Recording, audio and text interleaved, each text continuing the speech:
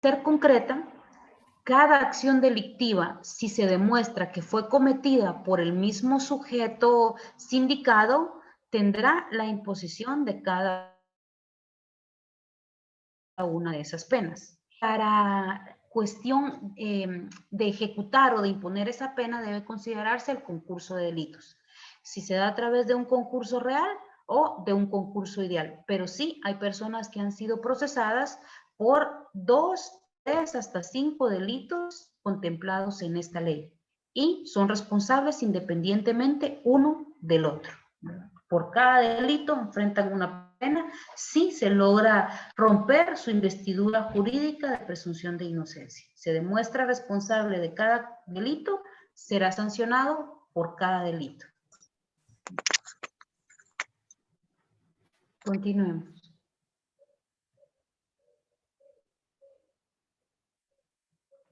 La siguiente, por favor.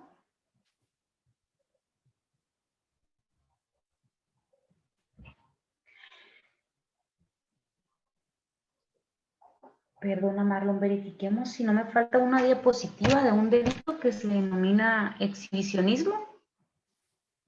No sé si lo pasamos.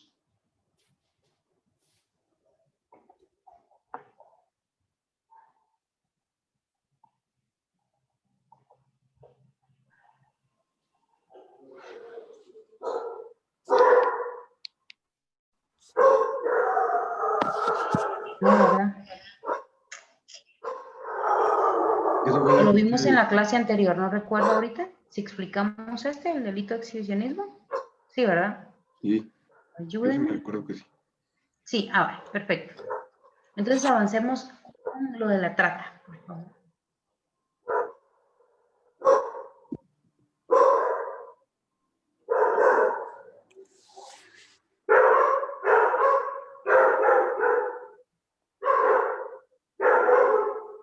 Bien.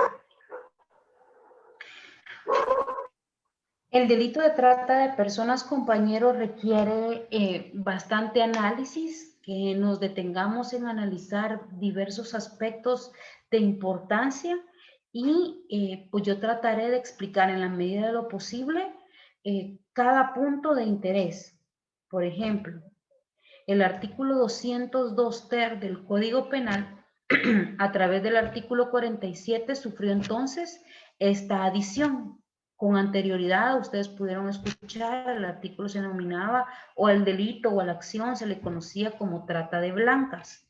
Esta situación pues surge porque en Europa fueron traficadas personas para diversas cuestiones, para la explotación, para servidumbre, para fines sexuales, en fin.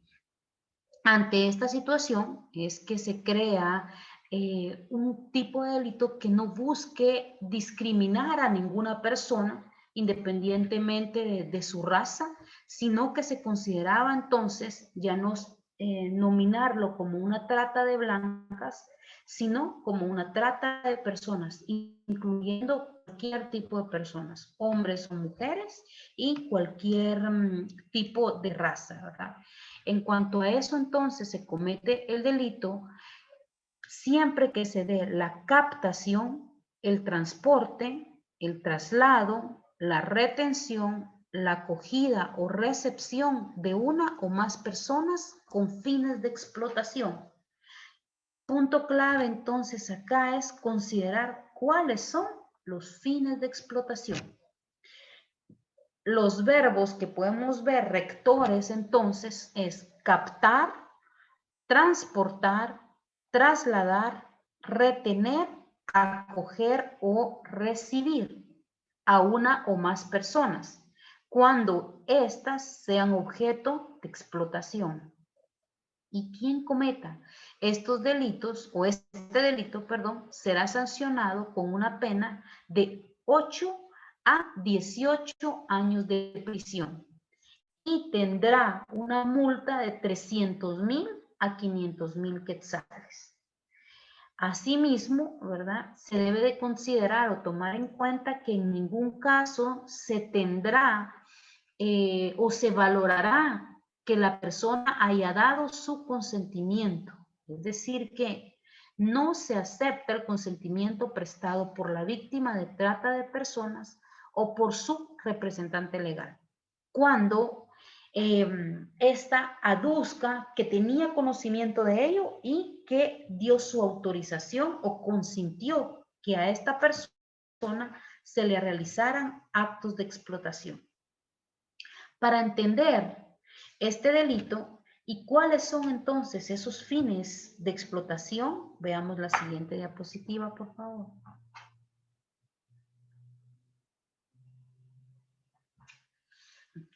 Los fines de explotación entonces son los siguientes: la prostitución ajena, ya sea en cualquier forma de explotación sexual, los trabajos o servicios forzados, cualquier tipo de explotación laboral, la mendicidad, cualquier forma de esclavitud, la servidumbre, la venta de personas, la extracción y el tráfico de órganos y tejido humano, así como el reclutamiento de personas menores de edad para grupos delictivos organizados, la adopción irregular, trámite también irregular de adopción, pornografía, embarazo forzado o matrimonio forzado o servil.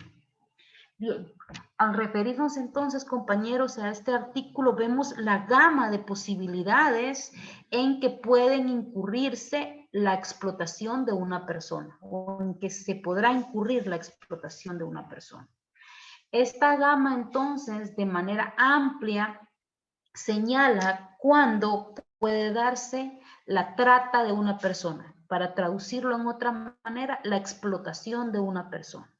Y es cuando se dé en cualquiera de estos supuestos. No es necesario que concurran todos, sino cualquiera de estos. Es decir, que se dé la captación de determinadas personas, por ejemplo, de 5 personas, a las cuales se les va a extraer y traficar con sus órganos o sus tejidos. O bien que se recluta a 10 jóvenes para que empiecen a integrar grupos delictivos organizados. O se busca 3, 4 menores de edad para darlos en adopción irregular. O que se busque, por ejemplo, un grupo determinado de alguna montaña para que realice actividades laborales forzadas o que se busque también señoritas para que puedan acceder a un matrimonio servil. En algunas culturas hemos visto esta situación. Guatemala, desde el momento, reitero, que ratificó convenios y tratados internacionales, se ve obligado a crear legislación, a crear figuras delictivas que prevean esos delitos o que contemplen esas acciones. Aunque no todas concurran dentro de su territorio, está entonces en la harta obligación de tener la normativa legal establecida y vigente para regular estas conductas en el momento que se dé. ¿Hay dudas en esto, compañeros, o verificaré quiénes están conectados para hacer las preguntas? Porque sí me interesa que nos quede claro el contenido de la trata de personas. Yo tengo una duda, licenciada. Muy bien, gracias. Referente a este delito, como se describe ahí, la mendicidad, mi consulta es si los padres que ponen a sus hijos a recoger limosna de la gente y los visten así de manera que den lástima y todo, pues por lo tanto se manifiesta la mendicidad, ¿verdad? Pero mi consulta es si estos padres caen o cometen este delito por esa acción que están haciendo con sus hijos. Muy bien. En cuanto a esa postura, no cometen el delito de trata de personas, pues para incurrir los fines de explotación debe darse los supuestos que vimos con anterioridad, ¿verdad?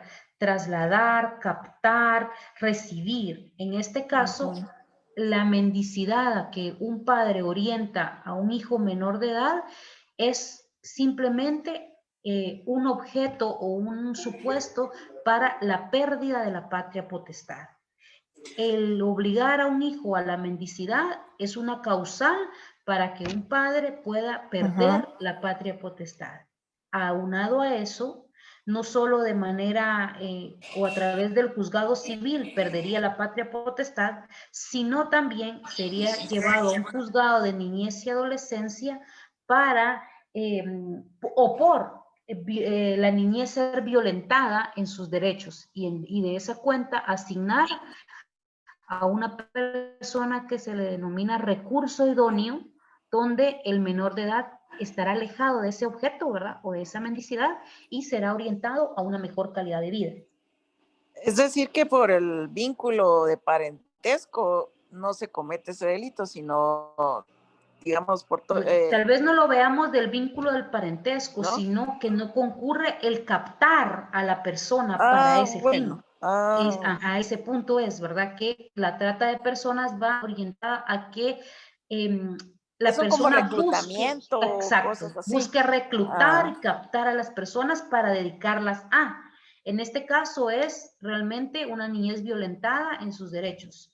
Por eso es que se considera, ¿verdad? Un punto en dos juzgados en Guatemala se ve en distinta materia, tanto en el área familiar para la pérdida de la patria potestad y en un juzgado de niñez para que la persona menor de edad no siga siendo violentada en sus fundamentales derechos. Se aparta del padre o la madre que orientó a la mendicidad y se busca un recurso idóneo, un familiar distinto que pueda hacerse cargo. Si no se encuentra un recurso idóneo que sea familiar, la Secretaría de Bienestar Social y el Estado pues ha creado hogares de refugio donde puede permanecer este menor apartado de esta acción, ¿verdad?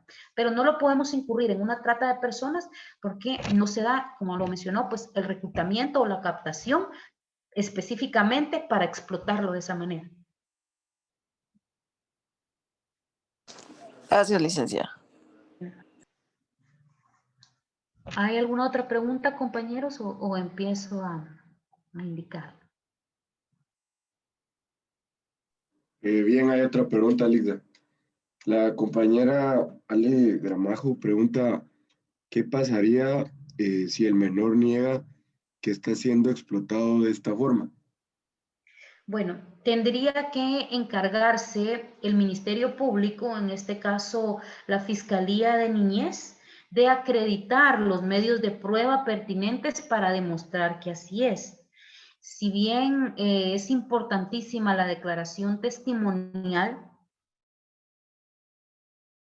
en el caso de los menores de edad, como yo les he explicado, se realizan otras pericias muy especiales, como una declaración en cámara Gesell, que como les comenté, pues de manera privada y a través de varias técnicas psicológicas se induce al menor de edad o se le va orientando a que espontáneamente de su relato sin pensar que ello puede afectar a sus padres, porque los menores normalmente tienen ese temor de qué van a decir, no solo por no afectar al padre, sino también por temor a una consecuencia, una represalia. Sabemos que los menores de edad tienen el temor a un castigo, a un regaño, a una reprimenda por parte de un padre. Entonces, todas esas técnicas se utilizan a través de la mejor forma, que es la psicología, y que en un ambiente libre de presión, de intimidación, ellos puedan emitir una declaración testimonial. Pero si en el caso el menor insiste que no ha sido orientado a la mendicidad, tendrá la fiscalía correspondiente que demostrar esa acción a través de fotografía o video. Esos son medios de prueba donde se puede acreditar ese punto. De nada. Dice un compañero, las niñas que trabajan en las tiendas o tortillerías también les aplica este delito. La mayoría de ellas viene con el beneplácito de los padres. Sí, veamos. El Código de Trabajo nos indica que un menor de edad a partir de los 14 años ya puede iniciar con actividades laborales, ¿verdad? Sin embargo, la ley es protectora de los menores y va a indicar en qué áreas podrá ejercer una labor y que esté acorde a sus habilidades tanto físicas como mentales. Aunado a eso, siempre que esté lejos de cualquier cuestión que lo induzca, por ejemplo, a contaminar su mente o su moralidad, y donde esté también apartado de los lugares donde se expendan bebidas alcohólicas, drogas o estupefacientes. Tomando ya eso en consideración, que uno puede entonces ejercer actividades laborales, vamos a ver que si los padres captan o reclutan a personas para realizar este tipo de actividad laboral sin ningún beneficio al menor, claro que incurrirán en un delito de trata de personas. Si no concurren los verbos rectores que fueron contenidos en la diapositiva anterior, no puede atribuírsele este delito. Puedo indicar que muchas personas reclutan a menores de la calle, a niños sin hogar, y los envían no solo a vender tortillas, a vender chicles, a vender cargadores, aparatos de teléfono, actualmente pues vendiendo mascarillas. Cuando mayores de edad captan a estas personas y las obligan a realizar estas actividades, es decir, los explotan laboralmente o los obligan a realizar trabajos forzados, que los menores de edad andan en sectores de peligro o de alto riesgo, o se encuentran en horarios nocturnos elevados, puede la persona entonces ser responsable de un delito de trata de personas. Ahí sí. Es bien común en la ciudad capital. Constantemente la fiscalía está pendiente de estos asuntos, porque sí ve a personas que tienen incluso a veces sobrinos, vecinos, o buscan niños de la calle, les dan aparentemente un hogar, ¿verdad? Los reciben en el hogar, pero la finalidad es una explotación. Y en esta área, pues no sexual, pero sí laboral.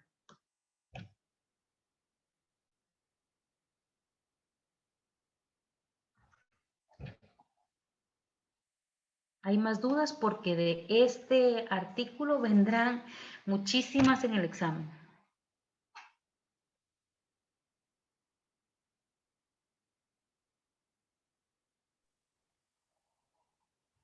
Únicamente el... ¿Estamos bien ahí? Todo bien. Perfecto. Bien.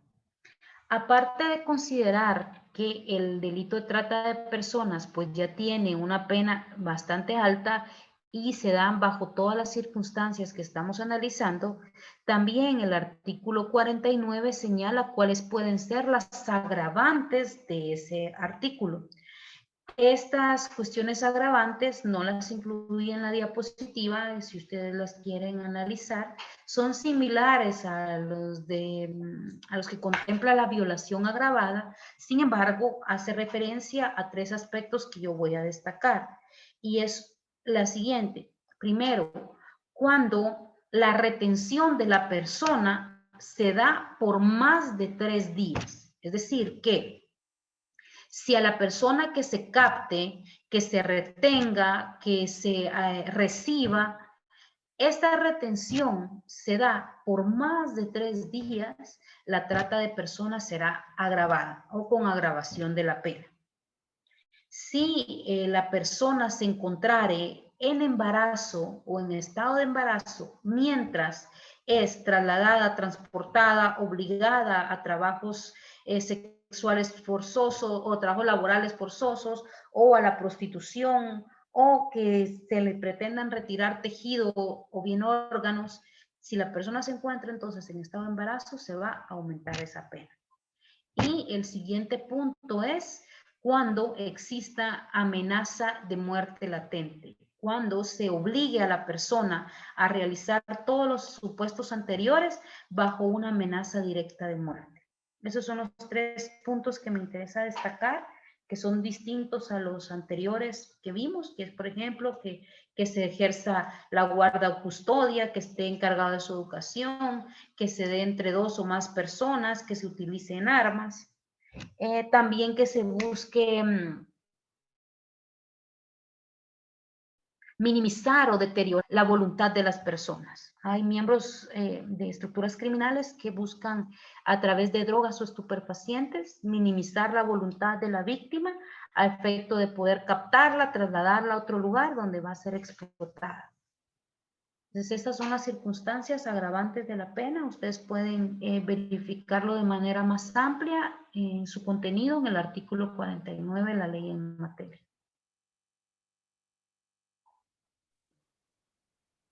Hay una pregunta, Lida, de Santiago. Dice, se ha escuchado que los políticos y funcionarios públicos son beneficiados en algunos casos por algunas leyes, pero si hay políticos o funcionarios públicos que están involucrados en este delito, ¿qué procede?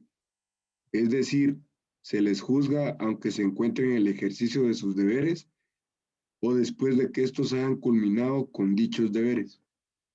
Bueno, para ello debemos de recordar lo que señalan las excepciones a la persecución penal y es pues un punto medular, el antejuicio. Una persona que tenga un cargo público y que goce de este beneficio, ¿verdad? Que tenga inmunidad, no puede ser procesada hasta que se le haya retirado esa inmunidad.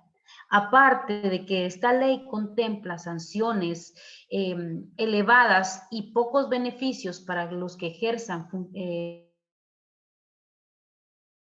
funciones públicas, apartemos el punto de no tendrán beneficios, sino al contrario, van a ser severamente sancionados.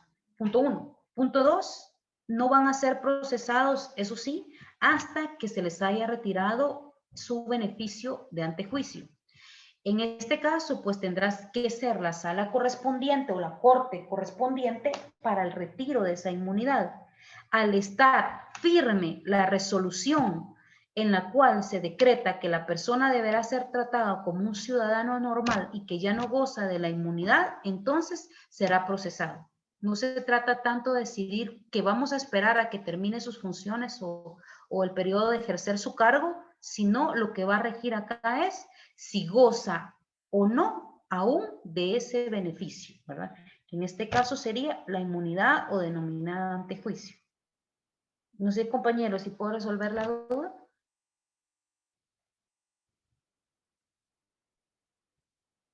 Ese es uno de los obstáculos a la persecución penal que señala, obviamente, el Código Procesal Penal.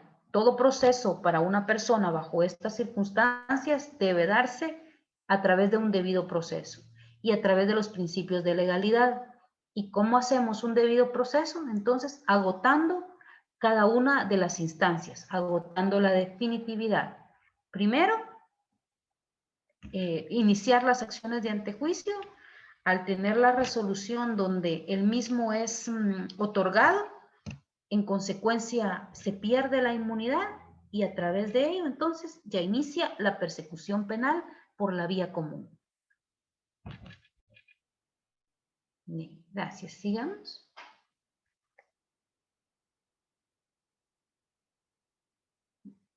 Otro de los delitos de interés en esta ley es el que contempla el artículo 50 y se hace referencia al artículo 238 del Código Penal y es la suposición de parto.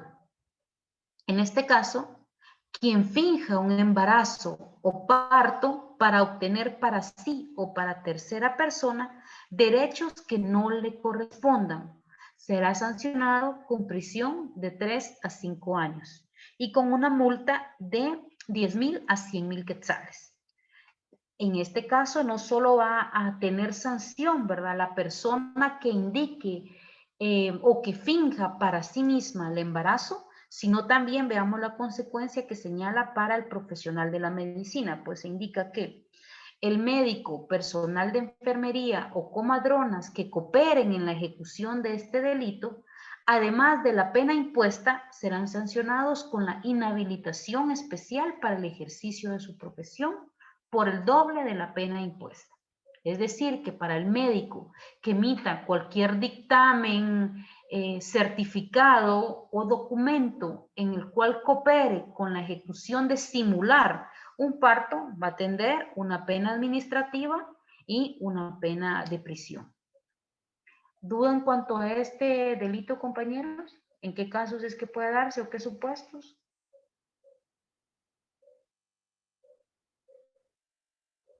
Porque déjeme decirle que a diferencia de los otros delitos que son más comunes, este no es tan común en nuestro país. Sin embargo, revisando unas estadísticas, sí se ha realizado la comisión de este delito para obtener beneficios en cuanto a pensiones alimenticias, en cuanto a derechos hereditarios.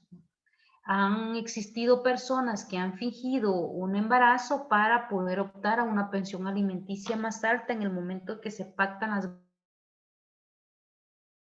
bases de un divorcio, por ejemplo, cuando se da la sucesión hereditaria y tiene que hacerse la división entre los herederos, también se han fingido embarazos. Esta situación, pues, ha generado las sanciones correspondientes a las que se hizo referencia. La pena de 3 a 5 años y la multa. Ligda, ¿Sí? licenciada, ¿me escucha? Compañero, adelante. Dice que tengo una consulta con respecto a este delito. Digamos que una señora finge este embarazo, pero lo finge para poder optar, digamos, que para poder adoptar a un niño. ¿Qué posibilidades hay de que cuando esta persona registre al niño y este niño ya esté registrado con otro nombre en RENAP y RENAP le registra también a esta señora el niño y esta señora, como supuso el parto y todo eso, lleva la hoja de que ella tuvo el niño, pero en realidad no lo tuvo? ¿Qué posibilidades hay que la señora más adelante, cuando se inicie un proceso, sí le puedan dar el niño para que ella lo adopte legalmente o ya no podría adoptarlo legalmente? Ya no podría adoptarlo. Veamos, bien interesante esto porque créanme, compañeros, que eso sí se ha dado en nuestro país. Hasta hace algunos años que se modificaron algunos procedimientos en RENAC, pero era muy común lo que usted está mencionando, compañero, que una persona fingía un embarazo para poder inscribir el hijo de otra bajo su apellido, ¿verdad? Y considerarlo como propio. En estos casos es un concurso de delitos los que se van a cometer y van varias personas involucradas. Por ejemplo, la persona que simuló el parto no solo va a tener la sanción de este delito que regula el artículo 238, sino también que puede incurrir en falsedad a través de tener un certificado, promover un certificado con datos que no son ciertos. Aparte de la responsabilidad que puede incurrir el empleado público de RENAP. Aparte de eso, como ya se indicó acá, la persona que emitió el certificado donde se indicaba que existía un embarazo. Varios delitos acá. Aparte de ello, si promueve el trámite de adopción podrá ser sancionado por adopción irregular. Y definitivamente el menor de edad no puede ser entregado a esta persona. Al violentar la norma penal en tales magnitudes, no es un recurso idóneo para adoptar a este menor. De hecho, ni siquiera para adoptar a cualquier otro. No solo al niño que le interesa, ¿verdad? Al menor de edad que le interesa, sino no es idóneo para poder optar al proceso legal de adopción. Linda, otra consulta, disculpe. Digamos de que esta persona cuando adoptó a este niño y lo inscribió, la madre del niño, digamos, la madre legal, esta madre, digamos, de que mucho le pegaba a este niño y ella se lo regaló a otra señora para que ella lo tuviera. Y le dio una hoja simple, donde ella decía, ella aceptaba de que se lo entregaba a fulanita de tal, el bebé, porque ella carecía de cuestiones económicas y no lo podía mantener, y para que este niño tuviera una mejor vida y todo eso, se lo daba a la otra señora, y la otra señora fue la que lo inscribió. Pero este niño ya estaba registrado en RENAP. y viene la otra señora, Y lo supone el registra parto, también. ajá, y lo registra también. Es que ahí está el error, porque si una madre, por ejemplo, no tiene la capacidad económica o qué sé yo, de poder mantener de manera digna a un menor de edad, y decide entonces, en lugar de abandonarlo en la calle, en lugar de dejarlo perdido, entregarlo a otra responsable, pues esa acción está bien, pero hay procedimientos legales para poder acreditar esta situación. Ante ello es un acta notarial simple o en escritura pública de guarda y custodia, si es que no querían acudir ante un juzgado, porque un juzgado de paz puede hacer un acta de guarda y custodia, incluso provisional o definitiva. El error acá y la infracción penal se da en simular un parto e inscribir o procurar un certificado de nacimiento falso. Entonces incurrimos en esas acciones, ¿verdad? Tal cual lo señala la ley. El motivo puede ser muy bueno, muy noble y hasta de cierta manera comprensible, pero la ley ya señala este punto. El fingir el embarazo es un delito. Aunado a eso, el procurar o tramitar un certificado de nacimiento falso. La falsedad material o ideológica en que puede incurrir el funcionario público. Asimismo, el delito de suposición de parto, aparte de, no se da bajo los protocolos normales de adopción. Entonces no pudiera ahora optarlo como una posible vía de ser el recurso idóneo. Entonces, para verificar ese punto, es lo que le puedo indicar. Se cometieron 2 delitos acá por parte de la persona que tramitó el certificado y extinguir su parto y tramitarlo. Ahora, para la madre biológica que lo dio, simplemente una guarda y custodia hubiese sido una manera de poder solventar la situación. Y hubiese quedado el niño de la manera como realmente es, inscrito bajo su verdadera madre biológica y legal y estando bajo el cuidado, protección y guarda de la otra persona. Eso hubiese sido lo ideal. Sin embargo, también puedo ver donde sucede eso. Tengo incluso una familiar en un caso similar.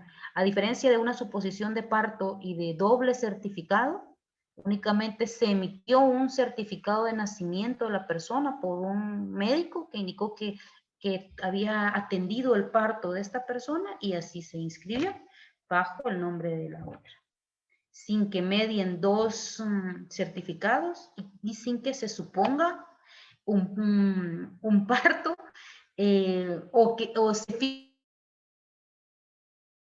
el embarazo, sino que se supone o se fingió el parto. Igual incurre en este delito, pero es un poco más difícil de poder percibirlo porque no hay un doble certificado. Sin embargo, si la madre biológica desea iniciar acciones y pedir una prueba de ADN, se demostraría el delito.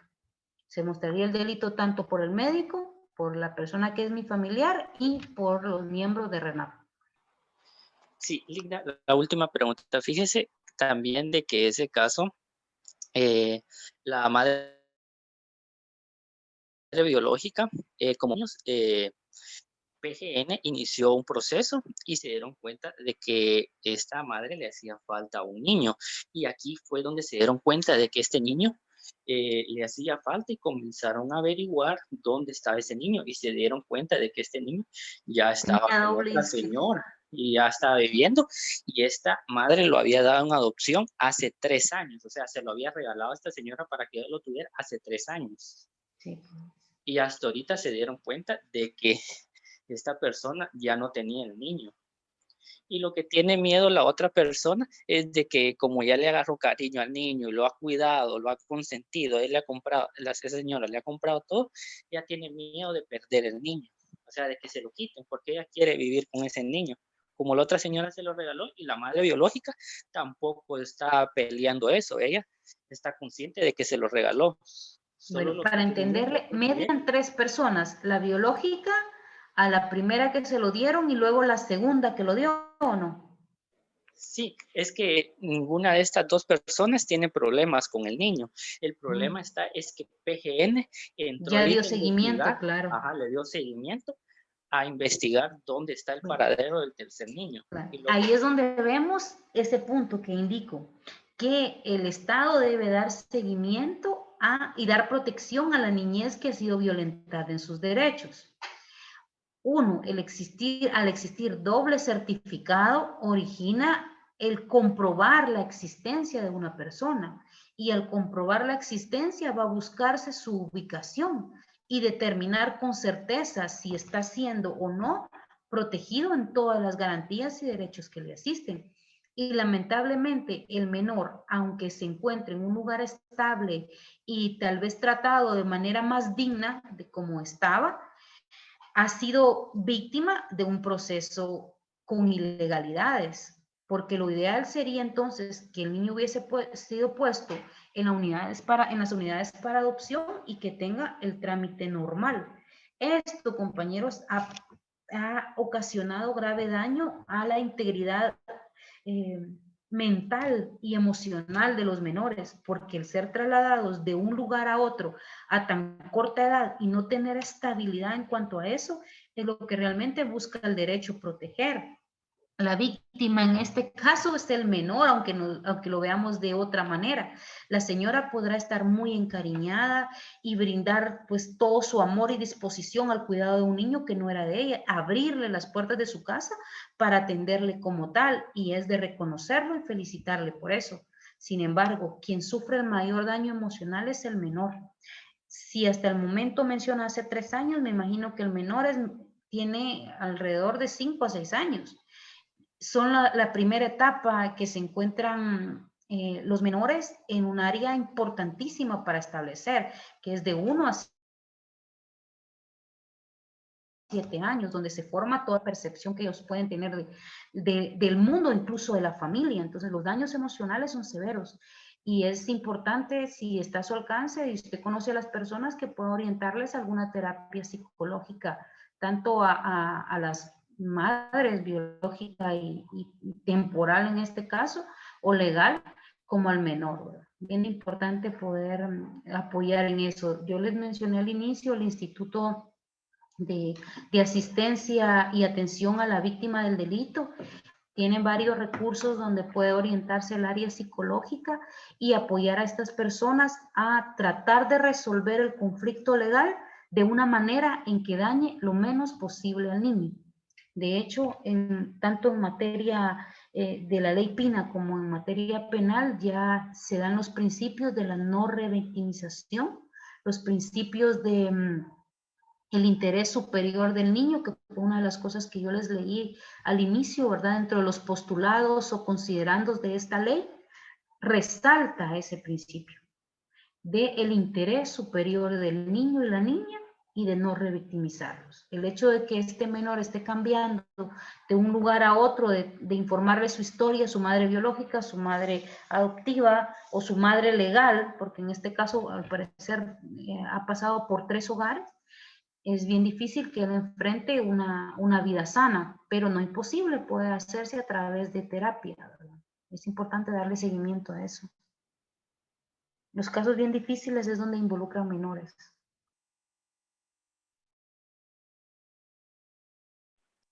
Ligda, pero actualmente las adopciones aquí en Guatemala es un tema muy complicado. Exacto, sí, súper complicado.